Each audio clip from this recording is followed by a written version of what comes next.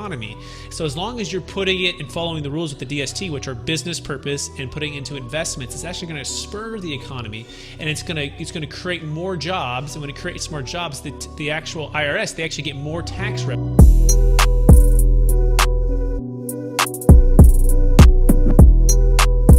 What are some, at what point may I find myself speaking to someone like you?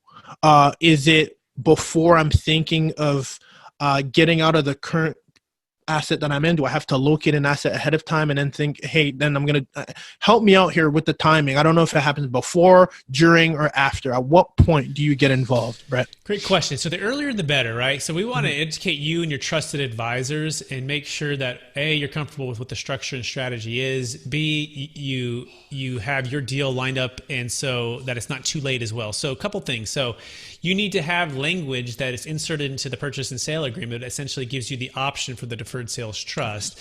And if as long as you put that in there, you have that option. The second time period we have to find is at close of escrow. We need to make sure the funds are directed to the trust and not to you personally. So the way it works, Ruben, is imagine it was a $10 million sale. Yeah. And let's imagine you had a zero basis and it was a business that you're selling. And if you were to sell today, you'd owe about $4 million in tax, about 40%. Yeah. And so you say, well, I can have $6 million or I can use the trust. And if I use the trust, $10 million minus some fees, I think I'd rather have that. So you decide to do that.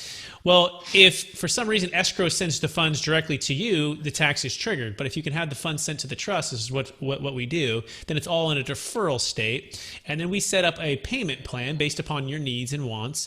And basically, you live off of that interest. And so you get to live off interest of $10 million minus some fees versus interest of $6 million minus some fees, which before the funds go anywhere, we would say, well, Ruben, where were you planning on putting it? And you said, well, let's plan on diversifying it, maybe put it a little here, a little there. Great.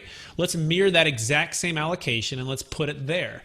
Well, I think I want to buy some real estate tomorrow or maybe day 181 or 5 years from now. Great. When that happens, let's sell out of your positions in the stocks, bonds, or mutual funds, and let's fund that new LLC to go purchase that piece of real estate or start that new business. And here's the key.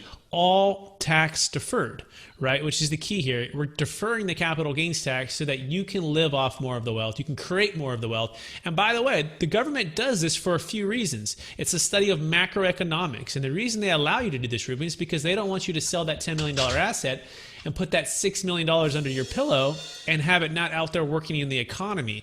So as long as you're putting it and following the rules with the DST, which are business purpose, and putting it into investments, it's actually going to spur the economy, and it's going to create more jobs. And when it creates more jobs, the actual IRS, they actually get more tax revenue. That's the key here. And at the end of the day, it's a win. It's actually a win for the government. It's a win for you, and it's a win for us too, because of course we get fees off of this.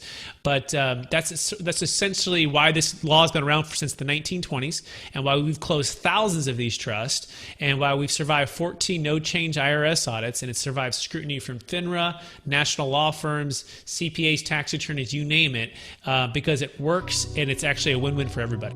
Thank you for watching another video brought to you by my team at Invested Talent. If you're looking to amplify your message and repurpose your podcast content for your brand, make sure you text me personally at 678-679-5613. Text me repurpose at 678-679-5613, and we'll be sure to send a few gems your way so that you can help amplify your message and repurpose podcasts for your brand. We'll see you on the other side. I'll be looking.